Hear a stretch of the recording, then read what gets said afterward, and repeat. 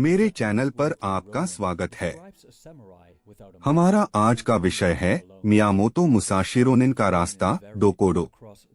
जापानी शब्द रोनिन का विवरण देता है, एक स्वतंत्र समुराई जो अकेला घूमता है। रोनिन की स्थिति अलग अलग दौर में विभिन्न थी। सामान्य रूप से एक रोनिन होने का तात्पर्य असफलता से था।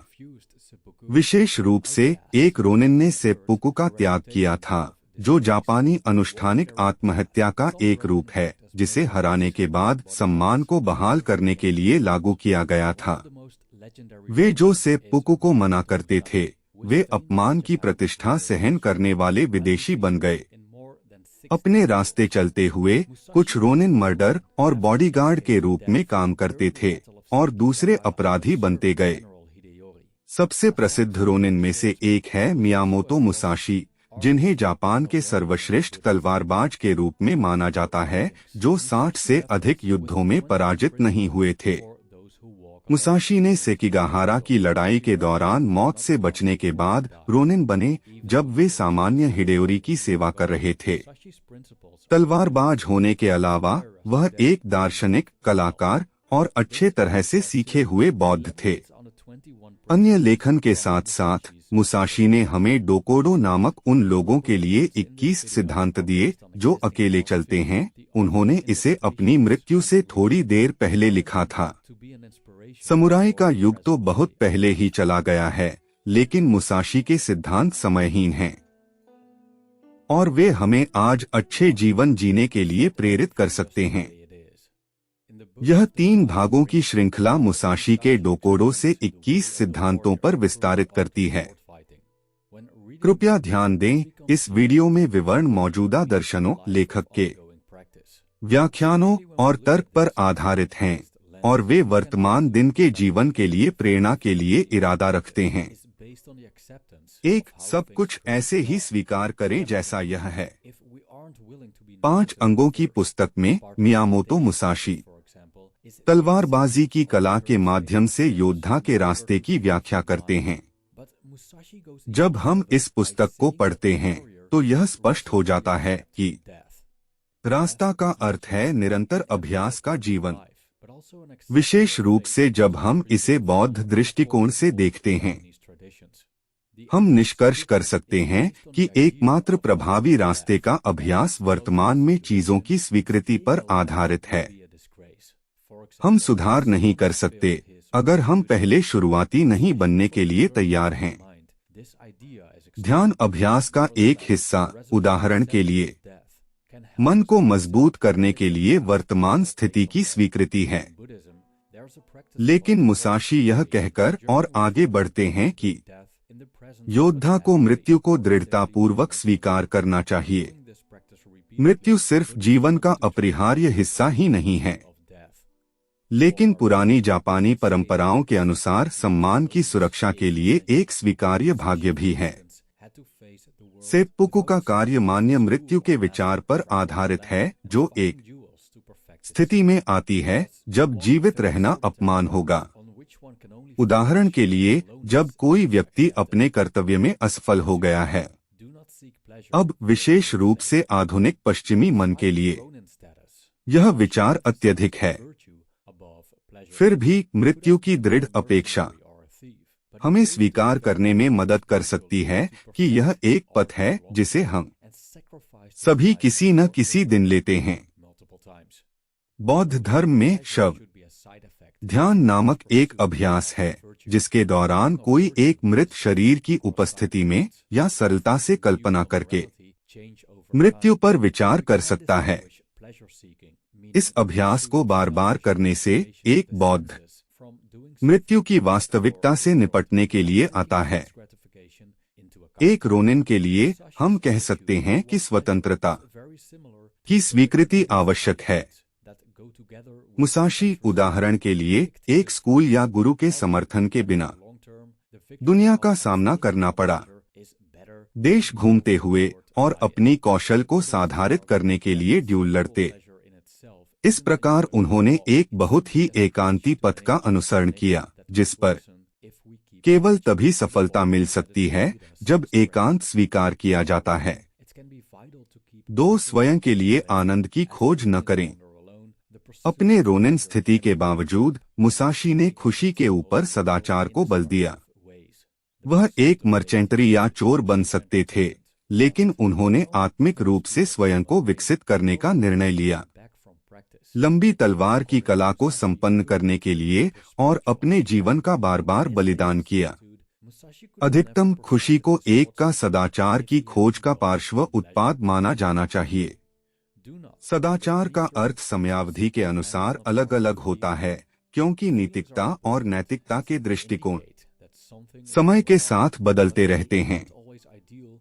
लेकिन हम आनंद खोज अर्थात इंद्रियों की स्वार्थपरक संतुष्टि की खोज को इस बात का विचार किए बिना दुनिया के लिए कुछ अच्छा करने में अलग कर सकते हैं। मुसाशी की खुशी की प्रति दृष्टिकोण स्टोइक और बौद्ध दृष्टिकोण से बहुत मिलती जुलती है, जो इंद्रिय नियंत्रण के साथ जाती है। उदाहरण के लिए एपिक्टेटस ने तर्क किया कि दीर्घकालिक रूप से आनंद से परहेज करने की विजय इससे अधिक श्रेष्ठ होती है कि उसके द्वारा वशीभूत हो जाएं। बौद्ध तर्क करते हैं कि संवेदनात्मक आनंद स्वयं में बिल्कुल भी आनंददायक नहीं है। यह सिर्फ एक खुजली को खुजलाने का एक तरीका है, एक खुजली जो हमें खरोने पर भयानक हो जाएगी, इतनी कि यह हमें भटका देगी। रोनिन के लिए आनंद खोज को दूर रखना महत्वपूर्ण हो सकता है। रोनिन्स अकेले घूमते हैं। आनंद की खोज एक जाल हो सकती है जिसमें वे विनाशकारी तरीकों से दुनिया में उलझ जाते हैं। स्वादिष्ट भोजन, सस्ते मनोरंजन, कामना की खोज न केवल लोगों को सामान्य से बांधती है, यह उन्हें अभ्यास से भी रोकता है, जो मुसाशी के अनुसार एक गहरे आत्मिक समझ की ओर ले जा सकता है। अपने एकांत के दिनों में मुसाशी अपनी तलवारबाजी को कभी भी संपन्न नहीं कर सकते थे अगर वे आनंद में लिप्त होते। 3, किसी भी परिस्थिति में आंशिक भावनाओं पर निर्भर न करें। भावनाएं महत्वपूर्ण होती हैं क्योंकि वे यह संकेत देती हैं कि कुछ हो रहा है, लेकिन निर्णय लेने के लिए वे हमेशा आदर्श नहीं होती हैं। भावनाओं की समस्या यह है कि वे अक्सर तर्कहीन सोच पर आधारित होती हैं, इसलिए वह वास्तविकता के एक भ्रमित दृष्टिकोण पर आधारित होती हैं। इसलिए भावनाएं कई मामलों में आंशिक होती हैं क्योंकि वे हमें पूरी कहानी नहीं बताती हैं, जिसका अर्थ है कि उन पर अमल करना ऐसे कार्यों की ओर ले जा सकता है जो गलत और विनाशकारी हो सकते हैं। इसके बजाय तर्कसंगत सोच, तर्क, कारण या संक्षेप में एक स्थिति का मूल्यांकन करना और मानसिक स्पष्टता के साथ हमारी भावनाओं का अवलोकन करना अधिक विश्वसनीय होता है। इसलिए यह महत्वपूर्ण है कि हम हमारे मन और शरीर में क्या हो रहा है इसका ध्यान रखें। क्या हम भावनाओं द्वारा वशीभूत हैं? क्या हम गुस्से या डर की स्थिति से आ रहे हैं? अगर यह मामला है तो हमारा सबसे अच्छा दाव यह है कि हमारे मन में धूल टिक जाने दे और पुनः मूल्यांकन करें स्थिति को फिर से जब हमारा मन स्पष्ट हो। बेशक लड़ाइयों को एक स्पष्ट मन के साथ लड़ना चाहिए और दुश्मनों का सामना करना चाहिए, भावनाओं की बजाय मानसिक स्पष्टता के साथ, क्योंकि अंतिम नुकसानदायक होती है हमारी क्षमताओं के लिए और यह मूर्खतापूर्ण निर्णयों की ओर ले जा सकता है।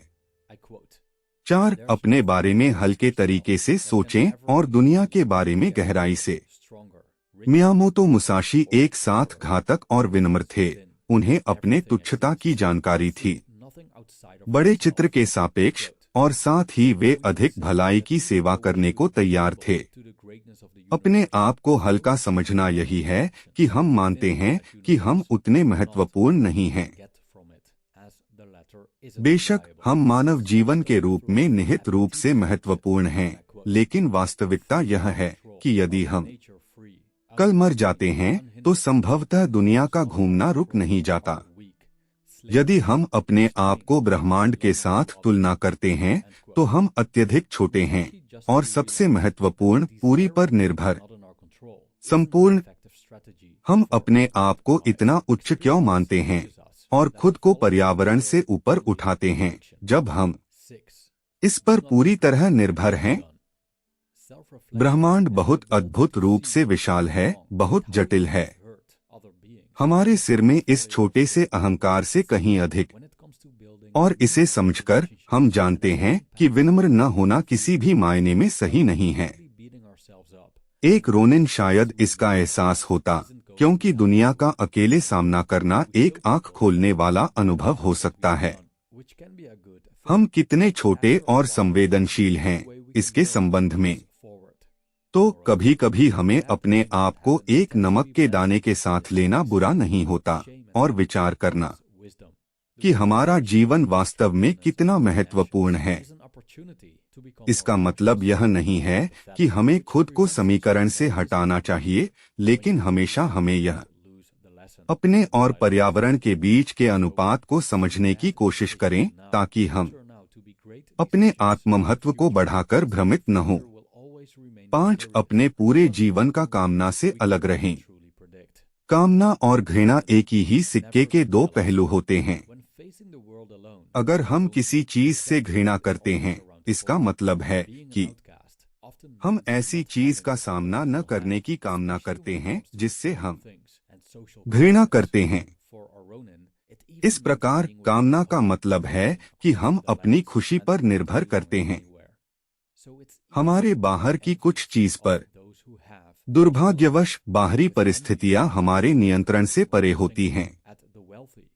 हमारा नियंत्रण इसलिए यदि हम अपनी खुशी को निर्भर करते हैं उन पर, हमने खुद को एक अविश्वसनीय स्थिति। बेशक इस तरह की इच्छा का यह दृष्टिकोण बहुत ही स्टोइक है। बौद्ध धर्म कामना को देखते हैं, या अधिक विशेष रूप से आसक्ति दुख की जड़ के रूप में। इच्छा से जुड़े रहने का मतलब है कि हम बाहरी चीजों की तलाश में निश्चित हो गए हैं, मानते हैं कि यह तलाश हमें खुश बना देगी। मुसाशी हमें बता रहे हैं कि बाहरी दुनिया की विपुलता के बावजूद खुद की छोटापन और कल्याण की कुंजी हमारे भीतर ही होती है। मैं उदाहरण देता हूँ, अपने बाहर कुछ भी नहीं है जो आपको बेहतर, मजबूत, अमीर, तेज या होशियार बनाने में सक्षम कर सके। सब कुछ अंदर ही अंदर है, सब कुछ मौजूद है। अपने बाहर कुछ भी नहीं ढूंढें। अंत में उद्धरण। इस प्रकार हम कह सकते हैं कि हालांकि हमें ब्रह्मांड की महानता के प्रति नम्र होना चाहिए, हमारा ध्यान उस ब्रह्मांड के भीतर अपने कार्यों पर होना चाहिए और नहीं कि हम क्या प्राप्त कर सकते हैं इससे, क्योंकि अंतिम वाला विश्वसनीय नहीं है। यह तरीका है जिसे स्टोइक दार्शनिक एपिक्टेटस रखते हैं, और मैं उदाहरण देता हूँ। हमारे नियंत्रण में जो चीजें होती हैं वे स्वभाव से स्वतंत्र होती हैं, अनिवार्य, अविरोधी, लेकिन जो हमारे नियंत्रण में नहीं होते वे कमजोर, दास, संयमित, दूसरों के होते हैं। उद्धरण का अंत। मुसाशी ने यथार्थता से यह समझा कि चीजों की इच्छा हमारे नियंत्रण में नहीं होने पर अच्छे जीवन के लिए प्रभावी रणनीति नहीं होती। साथ ही अनुभव हमें यह सिखाता है कि निम्नलिखित कामना का पालन करने से लत लग सकती है। 6. आपके द्वारा किए गए काम पर पछताओ मत। आत्ममन और देखने की हमने क्या गलत किया और कैसे हमने दूसरे को, जीवों को बहुत मूल्यवान कौशल चोट पहुंचा दी है जो सार्थक बनाने के लिए महत्वपूर्ण है। संबंध और भविष्य में अतीत की गलतियों से बचने, लेकिन बार बार खुद को पिटने पर हमने अतीत में की गई गलतियां नहीं जा रही हैं। किसी की मदद करने के लिए अधिकतम हम लोगों को दिखाते हैं कि हम बुरा महसूस करते हैं। हमने जो कुछ किया, जो अच्छी बात हो सकती है, लेकिन कुछ समय बाद एकमात्र तरीका हम जा सकते हैं आगे है। इसके अलावा बहुत सारी बुरी चीजें जो होती हैं, वे प्रवृत्त होती हैं। वेशभूषा में आशीर्वाद होने और लज्जा और क्षति के साथ बुद्धिमत्ता आती है। अपने ही कार्यों के विनाशकत्व का बोध होने का अवसर है। अधिक सतर्क और अधिक सहानुभूतिपूर्ण बनने का, जो हमें भविष्य में अधिक दुख से बचाता है। जब आप हारते हैं तो पाठ नहीं खोए, दलाई लामा ने कहा। इसके अलावा जो बुरे निर्णय अब प्रतीत होते हैं, वे हो सकते हैं भविष्य में महान निर्णय साबित होने के लिए, क्योंकि भविष्य हमेशा रहस्यमय रहेगा और हम कभी सचमुच में नहीं कर सकते। भविष्यवाणी 7 कभी ईर्ष्या न करें। एक रोनिन की तरह दुनिया का सामना करते समय क्रोध हमेशा कोने में होता है। एक अपवासी होने का अक्सर मतलब होता है कि पास नहीं होना। अन्य लोगों के पास होते हैं, खासकर जब यह आता है वस्त्र और सामाजिक संबंधों के लिए। रोनिन के लिए यहाँ तक कि इसका मतलब है कि बिना होने घर भूमियों में घूमना और कहीं नहीं सम्मिलित होना। कहीं तो उनकी ईर्ष्या करना आसान है, जिनके पास आपके पास नहीं है। ईर्ष्या के साथ हम जोड़ों को देख सकते हैं जब हम होते हैं एकल धनी लोगों पर, जब हम गरीब होते हैं लोकप्रिय लोगों पर, जब हम हमारे आप होते हैं। तिरस्कार के साथ मिला, यह दर्द है चाहने की आधारित चीजें वे हैं, उनसे अलग होने की चाहत। अन्य लोगों के पास हैं, लेकिन किसी कारण से हमारे पास नहीं है। जब हम अकेले चलते हैं तो यह अविवेकी है कि बोझ हमें ऐसी आक्रोश की भावनाओं से, क्योंकि वे केवल हमें हानि पहुंचाएंगे। एकमात्र चीज है जिस पर हमें अधिकार है, हमारी अपनी क्षमता है। सारी ऊर्जा हम खर्च करते हैं कड़वे तौर पर हमें अन्य लोगों से तुलना करना बर्बाद है। रोनिन्स को अपने कार्यों पर ध्यान केंद्रित करना बेहतर है। यदि आवश्यक हो तो अंधेरे में चलना। ये थे मियामोतो मुसाशी के डोकोदो के पहले 7 सिद्धांत। इस 3 भागीय श्रृंखला के पहले भाग में देखने के लिए धन्यवाद।